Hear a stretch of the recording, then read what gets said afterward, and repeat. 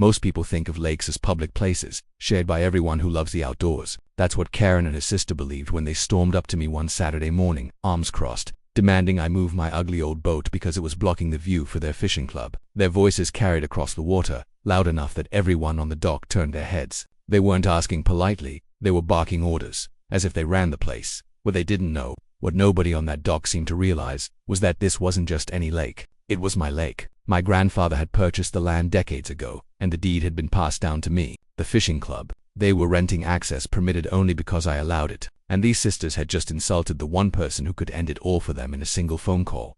For years, I'd been patient. I watched people throw trash on the shore, shout late at night, even tear up the grass with their trucks. I thought letting the community enjoy the lake was a good thing, but there comes a point where enough is enough. When Karen jabbed her finger toward my boat and threatened to call the county if I didn't remove it, that was the breaking point. What happened next shocked everyone. Within days, the fishing club was evicted, their gatherings ended, and their prized lake access locked down. Word spread fast. And suddenly the troublemaker with the ugly boat became the man who had the final say over every ripple on the water. And the sisters who thought they were in control, they were about to learn a lesson they'd never forget. The morning air carried a cool bite, the kind that made the surface of the lake shimmer like glass. Mist drifted low over the water, curling lazily around my boat as it rocked against the dock. It wasn't much to look at.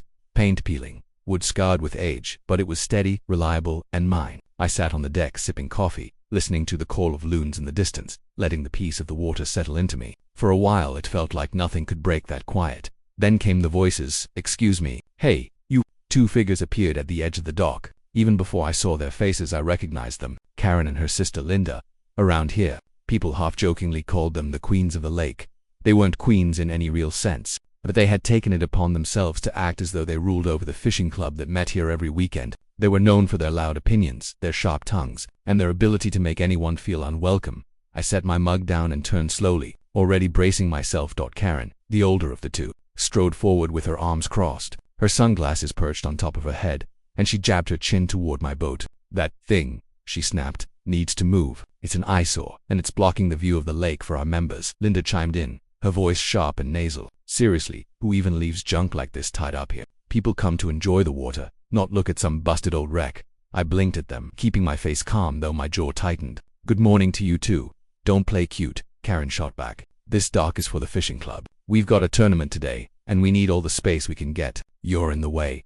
The mist thinned, sunlight spilling across the water, and I noticed a few club members gathering behind them, watching. Some avoided my eyes, shifting uncomfortably, while others smirked as if enjoying the show. I knew then this wasn't just a complaint. The sisters wanted an audience. They wanted me humiliated in front of the whole club. I leaned back on the railing of my boat, folding my arms. "Are you sure you want to push this conversation?" Karen snorted, mistaking my warning for weakness. "Push it. We don't have to push anything. We've been running this club for 10 years. People respect us. We know how things work here, and if you don't move this piece of junk, we'll call the county. They'll tow it out themselves."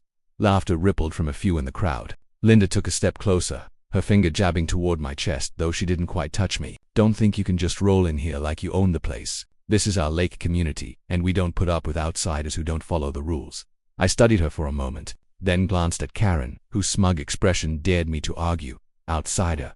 That word hung in the air. It stung more than I wanted to admit, though not for the reasons they thought. They truly had no idea. My grandfather had bought this land decades ago. Back when nobody wanted a lake out in the middle of nowhere, he'd built the dock himself, and I'd grown up learning to fish on these waters, rowing across them with blistered hands, swimming until my skin pruned. When he passed, the deed passed to my father, and when my father passed, it came to me. Every square inch of shoreline, every ripple of water, every inch of dock the sisters strutted across, it all belonged to my family, to me. But that wasn't something I flaunted. I believed in letting people enjoy the space. I'd let the fishing club rent access year after year, because it brought people joy. Because my grandfather always said a lake wasn't meant to be kept, it was meant to be shared. But these two had tested that belief for years. I'd heard stories of them yelling at kids who played too loudly on the shore. I'd seen them wave people off the dock because their club needed space, and I'd watched trash collect on the banks after their tournaments, beer cans floating in the shallows while they barked about rules and respect. This morning, though, they'd crossed a line. I tilted my head, fixing them both with a steady look. "You're saying this dock belongs to your club?" Karen grinned, mistaking my calm for surrender. "That's right, and don't forget it. And you want me to move my boat because it's in your way?" "Exactly," Linda said, her tone dripping with triumph. I smiled faintly. though my heart thudded with restrained anger. Interesting, because from where I'm standing, this dock and this lake doesn't belong to your club. It belongs to me. Silence fell like a stone. For a moment, nobody moved. Then, laughter erupted. Karen threw her head back, clutching her stomach. Oh, that's rich. You think you own the lake? That's the dumbest thing I've ever heard. Yeah, Linda added, smirking. Do you know how ridiculous you sound right now? People don't own lakes. The county does. The community does. Not some guy with a shabby boat. Their words stung less than their laughter. I could see the crowd smirking, too, whispering to each other. They thought I was bluffing, or crazy, or both. That was fine. Let them think it. I stepped off the boat, my boots landing solidly on the dock. The sisters instinctively stepped back, their confidence faltering for just a flicker of a second. I kept my voice even, low, and steady. You've made your point. Now here's mine. Don't confuse kindness with weakness. I've been more generous than you'll ever know, but I don't take kindly to threats. You want me gone. We'll see who's really allowed here.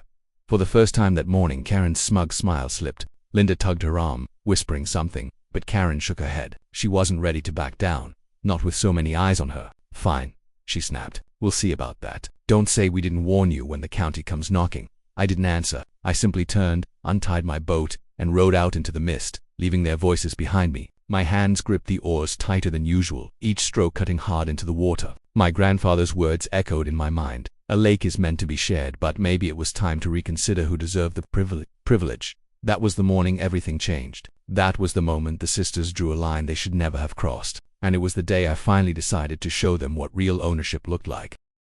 The rest of that morning, I rowed across the lake with the sun warming my back, but my chest stayed tight with anger. Each pull of the oars churned up memories of all the little insults and slights I'd endured from the sisters and their fishing club. The laughter, the trash, the entitled way they barked at families who just wanted a quiet day by the water. I'd let it go for years, convincing myself it wasn't worth a fight. But now, they'd stood on my dock and mocked me in front of half the town. They'd spat on my family's legacy without even knowing it. When I reached the far shore, I pulled the boat up onto the bank beside my small cabin. It wasn't much, a wooden place tucked under tall pines, with a porch that creaked when you stepped on it. Inside smelled faintly of cedar and coffee grounds. I dropped my gear on the table and went straight to the old roll-top desk in the corner. The desk had belonged to my father, and before him, my grandfather. Its drawers stuck sometimes, and the wood bore scratches from decades of use, but it held the things that mattered. With slow, deliberate movements, I slid open the bottom drawer and pulled out a thick envelope, yellowed with age. Inside was the deed, the one that spelled out in clear black ink that the land surrounding the lake, the dock, and the water itself belonged to my family. I ran my fingers across the embossed seal, remembering the day my father handed it to me. This isn't just paper, he had said, his voice firm. It's a promise that this lake will always be protected by someone who cares about it. Never let anyone forget that.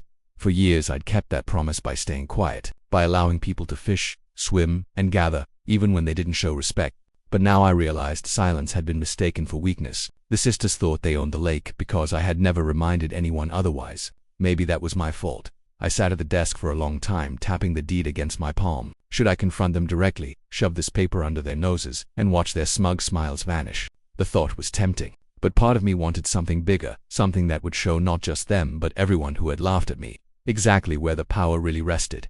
The phone rang, jolting me from my thoughts. It was Jim, an old friend and the lawyer who handled most of my family's affairs. I heard there was some drama on the dock this morning, he said, his tone casual but edged with curiosity. News traveled fast around here. You could say that, I muttered. The sisters demanded I move my boat, told me the dock belonged to their fishing club, said they'd call the county if I didn't listen. Jim chuckled, low and dry. Sounds like them. And what did you say? That the lake belongs to me. A pause stretched on the other end. So you finally told them. Not that they believed me. Well, belief doesn't matter, Jim said. The deed is airtight. If you want, I can draft a termination letter this afternoon. You've been too generous for too long. I stared at the deed again, my mind replaying the sound of the sisters' laughter. Do it, I said quietly. And their lease. I want them off the lake. By evening, word had already begun to spread. A few people called me, trying to smooth things over. One man from the club, nervous and apologetic, said, "Look, the sisters, they get carried away sometimes. But the club means a lot to folks. Maybe we can work something out. Maybe just move the boat somewhere else." I told him politely but firmly that the matter was no longer up for discussion. The next day, an official-looking envelope went out to the club's president. Inside was a clear notice. Their lease was terminated effective immediately. All activities on the lake were to cease. Boats had to be removed within 1 week. Any further gatherings would be considered trespassing. The sisters didn't take it well. That afternoon I saw them marching up and down the dock, waving papers in the air, shouting about illegal evictions and abuse of power. They gathered a small crowd, promising to fight back, to take me to court, to expose me for fraud. But every threat rang hollow, because the truth was simple and written in ink older than either of them. The lake was mine. Still, they weren't the type to back down. At dusk, Linda cornered me near the shore, her voice shaking with fury. "You can't do this. People depend on this club. You're ruining a tradition." I looked her straight in the eye. "Traditions are earned through respect. Your club showed none." She opened her mouth to argue, but no words came. Instead, she spun on her heel and stomped away, muttering curses under her breath. That night, I sat back on my porch, watching the moon rise over the water. The lake was quiet, almost too quiet. No laughter, no shouting, no motorboats tearing through the calm. For the first time in years, it felt like the lake I remembered from childhood, still, peaceful, and mine. Yet even in the silence, I knew the fight wasn't over. The sisters weren't the kind of people to fade quietly into the background. They'd stir up trouble, rally others, spread lies if they had to. But I wasn't the same man they thought they could push around. The deed in my drawer gave me more than authority. It gave me the confidence to finally stand my ground.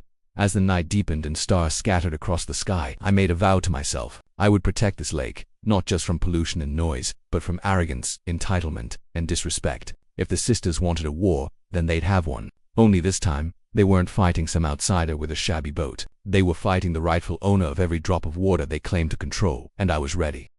The morning after the eviction notice went out, the lake no longer echoed with the usual chorus of boat motors and shouting fishermen. It was strangely quiet, as if the water itself was holding its breath. I stood on the dock with a cup of coffee in hand, watching the mist lift. For the first time in years, I could actually hear the gentle splash of fish breaking the surface. Peace, I thought. Finally, peace. But peace, I soon learned, was temporary. By noon, the sisters arrived. They came marching down the dirt path like soldiers ready for battle, each carrying a stack of papers and a storm of anger. Karen led the way, her sunglasses perched high on her head, her lips pressed into a thin, furious line. Linda trailed just behind, waving a sheet of paper like it was a battle flag. "There he is," Karen announced loudly, pointing at me as if I were a criminal caught in the act. "The man who thinks he owns the lake." A handful of people from the fishing club had gathered on the shore, drawn by the commotion. Some looked uneasy, others curious, and a few wore smirks that mirrored the sisters' self-righteousness. The show was about to begin. Karen stormed up to me, thrusting a paper in my face. "This is a petition," she snapped, "signed by 24 members of our club and local residents. It declares that this lake is public property, and we will not recognize your so-called ownership." I took the paper, glanced at the scrawled names, and handed it back without a word. "Don't you dare dismiss this," Linda shrieked, stepping closer. "We've spoken to people in town, the mayor, the council, even the county office. They're on our side. You can't just take away a tradition that's been here for decades." I raised an eyebrow. "Funny, because I spoke with the sheriff last night. He confirmed the deed is valid. You don't have a legal leg to stand on." Karen's cheeks flushed crimson. "That deed is ancient. Things change. This is a community space now. Everyone knows it. Everyone," I said evenly, "knew it because I allowed it. And now I don't." Gasps rippled through the small crowd. For a second, nobody moved. Then Karen turned, raising her arms like a preacher rallying a congregation. "You see, he admits it. He's trying to steal our lake, take away what belongs to all of us. We can't let him." The crowd murmured, some nodding, some frowning. I could see doubt flickering in their eyes. The sisters were clever, I had to admit. They knew how to spin a story, how to twist truth until it sounded like lies. I stood my ground. "This isn't theft. It's ownership. My grandfather bought this land fair and square. The dock you stand on, built with his hands. The water you fish in, paid for and passed down through generations. If you want to enjoy it, you follow my rules. If not, you leave." Linda let out a harsh laugh. "You think a piece of paper makes you king? We'll see what the court has to say about that. And until then, we're not going anywhere." They stormed back down the dock, muttering to each other, their little crowd trailing behind. As they disappeared down the path, I knew this was only the beginning. They wouldn't stop at petitions and shouting. They'd stir up more trouble, and I had to be ready. That evening, the retaliation began. I found trash scattered on my property, empty beer cans, fast food wrappers, cigarette butts. A line of fishing hooks had been tossed carelessly into the grass where anyone could step on them. At first I thought it might have been carelessness, but when I saw the spray-painted words "Not Your Lake" scrawled across my dock, I knew it was deliberate. I cleaned it up in silence, though fury boiled in my veins. Every scrape of the brush against the wood, every clang of a can into the trash bag, hardened my resolve. They wanted a war of intimidation. They'd chosen the wrong man. The next morning, I called Jim. He didn't sound surprised when I told him what happened. "They'll try everything," he said. "But the law is on your side. Document everything. Take pictures. If they trespass again, we'll press charges. So I did. I photographed the graffiti, the litter, even the hooks hidden in the grass. I kept records, every small act of vandalism, every insult shouted from across the lake. I didn't confront the sisters directly, not yet. I wanted the evidence to speak louder than my anger. A few days later, the sheriff paid them a visit. I watched from my porch as his cruiser pulled up near their camp. The sisters came storming out, voices raised, arms flailing, but the sheriff stayed calm, showing them papers of his own. He pointed toward my cabin, then back to the lake. They shouted some more, but in the end, they went back inside, slamming their door so hard it rattled the windows. That night, the lake was silent again. For a while I thought maybe the sheriff's visit had cooled them down. Maybe they'd finally accepted reality, but I should have known better. 2 nights later I woke to the smell of smoke, heart pounding. I rushed outside to find a small fire smoldering at the edge of my property near the dock. Someone had set a pile of driftwood and trash ablaze. Thankfully it hadn't spread, and I managed to douse it quickly with water from the lake. But the message was clear. This wasn't just about a boat or a dock anymore. The sisters were escalating, and they were willing to put lives and property at risk to get their way. As I stood in the moonlight, water dripping from my clothes, I felt the weight of my grandfather's words again: protect the lake. That promise wasn't just about preserving the water, it was about guarding it from people who would harm it out of greed or spite. I realized then that the sisters weren't just challenging my ownership, they were testing my will. They wanted to see if I'd back down, if I'd give in just to keep the peace. But peace without respect wasn't peace at all. I went back inside, dried off, and sat at my desk. I pulled the deed from the drawer once more, laying it flat under the lamp. The seal glistened faintly in the light. I wasn't just holding paper. I was holding history, responsibility, and authority. The sisters thought they could intimidate me with petitions and petty vandalism. They thought they could scare me with fire. But all they'd done was awaken a determination I hadn't felt in years. If they wanted a war for the lake, then I would give them one. But I would fight it the right way, with the law, with proof, and with the undeniable truth of ownership. And when it was over, when their fishing club lay in ruins, the whole town would finally see who had been in charge all along. The morning after the fire, the lake carried a tension I could feel in my bones. Normally, dawn was when I felt most at peace, sipping coffee on the porch, listening to birdsong echo across the water. But that day, my eyes kept drifting toward the charred patch near the dock where flames had nearly taken root. Every time I looked at it, my jaw tightened. The sisters weren't just testing me anymore. They were daring me. By mid-morning, the sheriff returned. Sheriff Dalton was a man who'd been around this town longer than anyone could remember. Broad-shouldered, with silver hair cropped short and a voice that could quiet a room. He carried an authority that didn't need to be shouted. When his cruiser rolled up my gravel drive, dust trailing behind it, I knew things were about to get serious. He stepped out slowly, tipping his hat. "Morning," he said, his voice steady. "Mind if I come in?" "Of course," I replied, leading him up to the porch. We sat at the old wooden table overlooking the water. I poured him a cup of coffee without asking. Dalton was a regular black no-sugar man. He nodded his thanks and set his hat on the table. "I've had complaints," he began, his gaze fixed on the horizon. "Karen and Linda say you're harassing them, trying to force them off public land." I let out a short laugh. "Public land?" I pulled the deed from my pocket, the corners now worn soft from constant handling, and slid it across the table. "You know better than anyone, Sheriff. This lake isn't public. It never has been." Dalton studied the papers, though I knew he'd seen them before. He gave a slow nod. "That's right, but you know how it is. Folks have been fishing here for decades. They don't like change. They especially don't like being told they don't belong. They don't belong if they can't respect it," I said firmly. "This isn't about change. It's about control. The sisters think they run this place, and now that they've been told otherwise, they're lashing out." Dalton sipped his coffee, his eyes narrowing slightly. "I know. I saw the fire. That was no accident. I had a word with them this morning. They denied it, of course, but—" he paused, drumming his fingers against the cup. "Let's just say they didn't sound convincing." A heavy silence hung between us. Finally, Dalton leaned forward. "Here's what I need you to understand. I'll back you on this. The law's on your side, but you need to be smart. Don't give them anything they can use. They're already spreading stories in town, painting you as the villain. If you lose your temper, they win. Let me handle it." I nodded, though the fire in my chest burned hot. "I'll do my part, but I won't sit quiet while they vandalize my property." "You won't have to," Dalton said. "I'm issuing them a formal warning. One more stunt, and charges will follow. You have my word."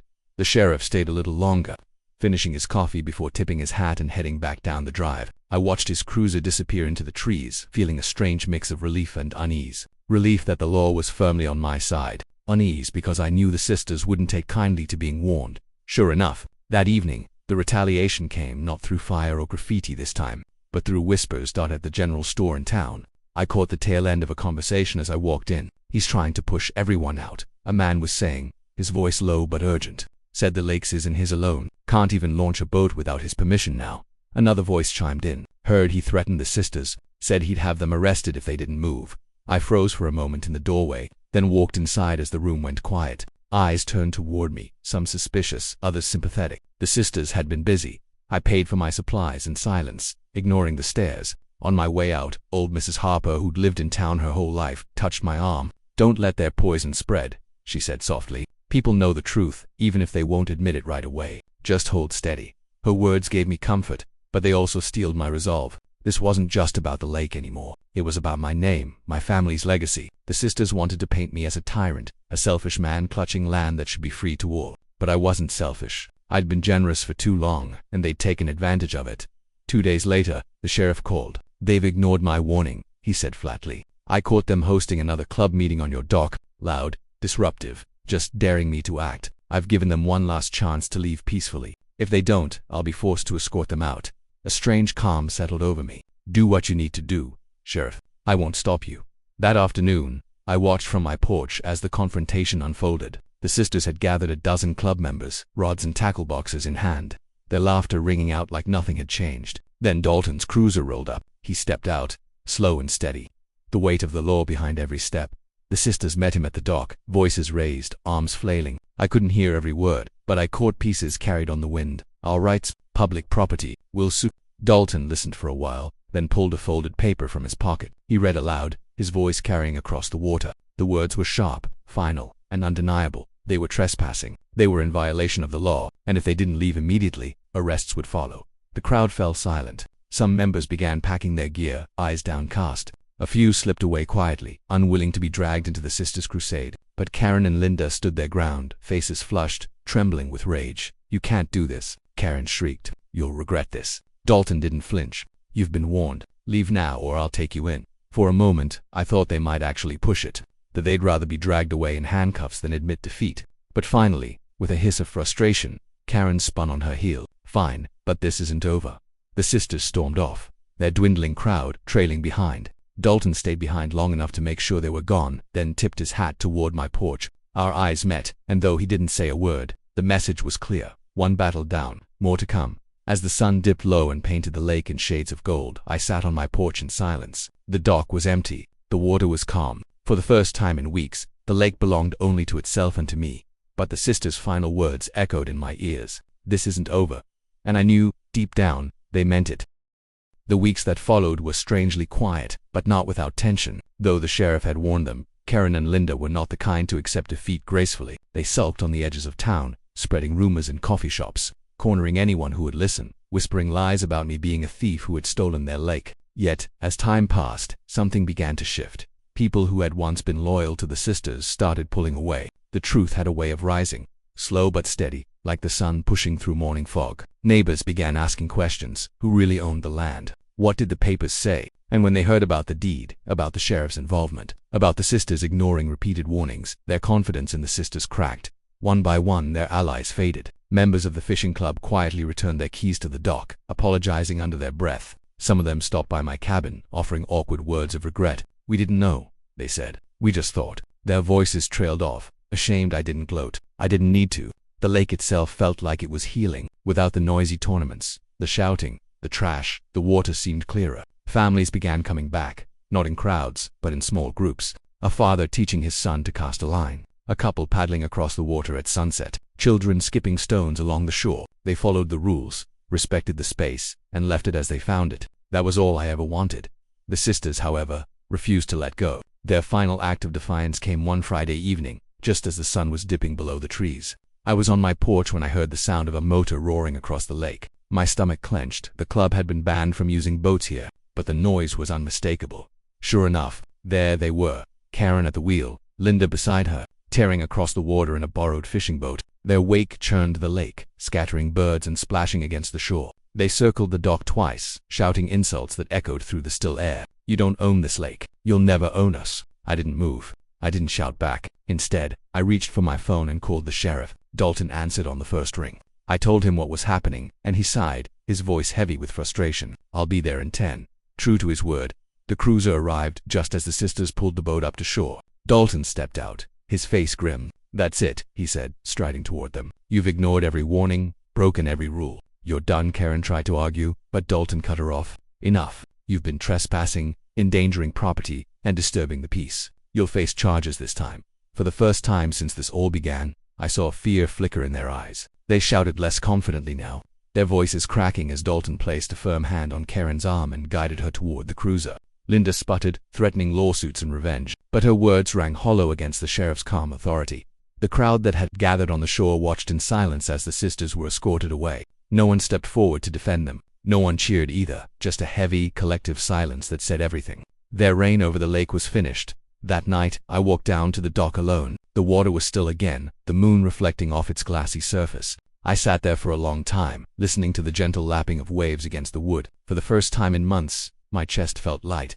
This lake had seen decades of joy, conflict, laughter, and struggle. It had endured storms and seasons, just as my family had, and now it would finally return to what it was meant to be, a place of peace, of beauty, of respect. The next week, I hung a new sign at the entrance to the dock. It read, "Private property access by permission only. Respect the lake. Respect each other." The words weren't meant to intimidate. They were a reminder, a promise that the lake would be shared, but only with those who understood its value. Neighbors began stopping by more often, some offering pies or coffee, others just a handshake. They told me they respected what I had done, that they understood now why the sisters were wrong. Slowly, the air around town shifted. The lake was no longer their battleground. It was my sanctuary again. As for Karen and Linda, they faded from sight after the charges. They lost their influence. Their club dissolved, their voices drowned out by their own arrogance. They had demanded power over a lake that never belonged to them, and in the end, their entitlement left them with nothing. I often wonder if they regret it, or if they still sit somewhere bitter and plotting. But in truth, it doesn't matter anymore. The lake doesn't carry their voices now. It carries the laughter of children, the call of loons, the whisper of the wind through the pines. I sit on my porch most evenings, coffee in hand, watching the water ripple under the fading light. And every time I do, I remember my grandfather's words, "Protect the lake." I smile, because I know I've kept that promise, and I will for the rest of my life. The lake is mine, not just in name, but in spirit, and no one will ever take that from me again.